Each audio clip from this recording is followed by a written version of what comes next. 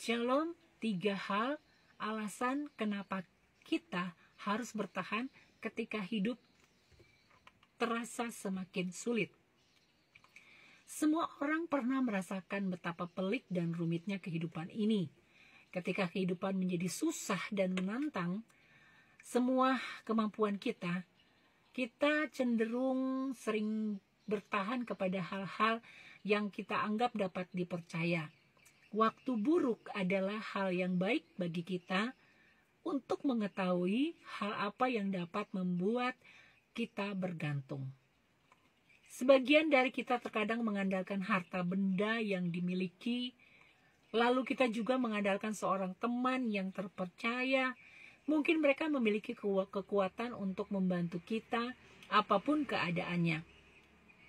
Dari yang lebih parah dan yang lebih parah lagi, ketika kita sudah menyerah, kita tidak punya apa-apa lagi, tidak ada teman, kita tergoda untuk mengakhiri hidup. Apapun yang terjadi, kita harus menyadari bahwa ada beberapa hal yang dapat kita jadikan pegangan dan bertahan. Simak, ada 3 hal yang kita harus lakukan untuk kita bertahan ketika hidup menjadi sulit tak tertahankan. Yang pertama, ingatlah janji-janji Allah. Firman Tuhan berisikan berbagai janji yang dibuat Tuhan sendiri demi keselamatan kita. Salah satu janjinya yang paling kuat yang ada dalam Yeremia 29 ayat yang ke-11. Dikatakan, sebab aku mengetahui rancangan-rancangan apa yang ada padamu mengenai kamu. Demikianlah firman Tuhan, yaitu rancangan-rancangan damai sejahtera dan bukan rancangan kecelakaan, untuk memberikan kepadamu hari depan yang penuh harapan. Ketika kita sedang terpuruk, ingatlah firman Tuhan ini. Katakan dengan lantang dan imani, percayalah bahwa rencananya baik untuk kita. Percayalah bahwa rencananya menguatkan hati kita untuk mengatasi dan melewati janji-janji Tuhan. Maka kita bisa bertahan melewatinya. Yang kedua, Kristus yang menyelesaikan.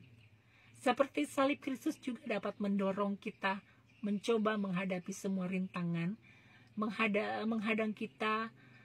Kita tahu bahwa melalui salib Kristus telah memenangkan kita oleh kasih-Nya. Di dalam Yohanes 16 ayat 33 dikatakan, semuanya itu kukatakan kepadamu, supaya kamu beroleh damai sejahtera dalam aku. Dalam dunia kamu menderita penganiayaan, tetapi kuatkan hatimu, aku telah mengalahkan dunia. Kristus tidak hanya membayar mahal keselamatan kita dan pembebasan dari dosa dan maut, serta membatalkan catatan tuduhan atas dosa-dosa kita, tetapi ia juga telah melucuti senjata setan dari antek-antek lainnya yang membuat kita tak berdaya. Dia tetap tidak mati, maksudnya, tetapi ditinggikan lagi. Menang atas semua musuh telah diselesaikan. Karena kematian dan kebangkitan Kristus, kita memiliki harapan lagi. Yang ketiga, berdiam pada Roh Kudus. Roh Kudus ada dan berdiam di dalam diri kita. Itu menandakan bahwa ketika kita akan menghadapi rintangan dan masalah-masalah sulit, kita tidaklah sendirian menghadapinya.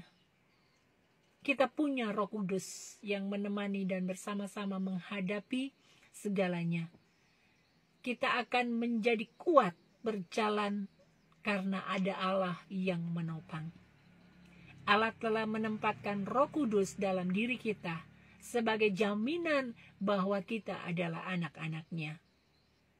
Dan kita berhak menerima semua janji-janji Allah. Dan Roh Kudus itu adalah jaminan bagian kita sampai kita memperoleh keseluruhannya, yaitu penebusan yang menjadikan kita milik Allah untuk memuji kemuliaan-Nya. Itu terdapat di dalam Efesus 1 ayat yang ke-14. Berpeganglah dengan ketiga hal ini, inilah yang membuat kita kuat dan bertahan menghadapi segala kesulitan, keputusasaan, dan kesesakan. Peganglah janji-janjinya, imani dan lakukan dengan sekuat tenaga. Sisanya Tuhan yang mengatur. Puji Tuhan, inilah 3 hal yang dapat membuat kita bertahan ketika hidup terasa semakin sulit. Tuhan memberkati.